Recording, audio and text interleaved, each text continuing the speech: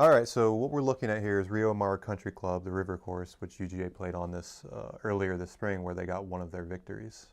So nice, successful week for them. So what we have here is basically a packet that goes through the entire course, and we take a look at each hole and think about the optimal way of playing that hole. What is it presenting, and sometimes what are different options and things that should be practiced during the practice round. So if we take a look, for example, at the first hole here at Rio Mar. We have a hole in which there's a hazard all the way down the left side. So one of our goals is, okay, what is our ideal starting line? And if we play to certain distances, what are we seeing in that hole? So for example, I took the program and took a static image of it here. And this is showing at a drive of 275 yards. We're playing, I want a player to see that, well, we're playing to a full width here, that their entire dispersion pattern is covered by this hole, and they're avoiding the hazard. So this is the line that we would take if we were to say play this hole at 275 yards off the tee. But we can do that for multiple yardages. So we can look at, okay, if we push up to 300 yards, let's say, this is the sort of dispersion pattern that we're looking at. We bring a little bit more of the right treble into play, but not significantly much relative to the previous one. So if we're going to play this at 300 yards off the tee, this is the line we're looking at, where we want the center of our target to be somewhere just over the inside right of that bunker. Now, that's useful for a hole like this, especially where we're hitting over a diagonal and a hazard, because we can see that, well, if we push up to 320, maybe up in the road, DT lives in, or the Phillips brothers, we start bringing a little bit more trouble into play. So that tells us, okay, maybe this hole, I want them to be thinking maybe that 300-yard play is the better play. But someone like Spencer, who I think his average drive is somewhere around 290, 300, he can think, okay, I can send driver here, and I know I have enough room to play within. Now, if we flip through, we have notes, of course.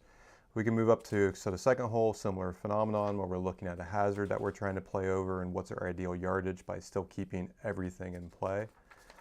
We can get up to some really, really cool, interesting holes too. Let me flip forward here. We can talk about par threes separately.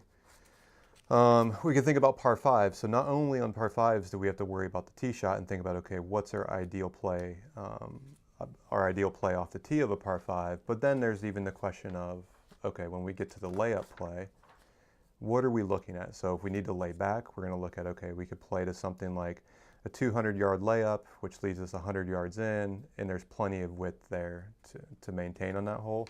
Or we can think, okay, if we push up on this hole, it's probably a little dark on the camera maybe, this is showing that we have ample width all the way up by the green, that, hey, send your second shot up there. I don't care if you're 280 yards away. As long as you're mentally committed, there's enough room by this green to send it up there. But then we do know we're going to miss the green left a lot in these cases. So what I'll include is some practice round notes to just give them an idea of, like, okay, these are things to practice. So work on chips or bunker shots from left of the green, because there's a likelihood you're going to find yourself there on the second shot. Now, this is a really cool hole, one of my favorites of the year, honestly, because this is a hole that looks really tight in person. Because this is all tree coverage, if you can't see it here. So the fairway snakes up around and comes back.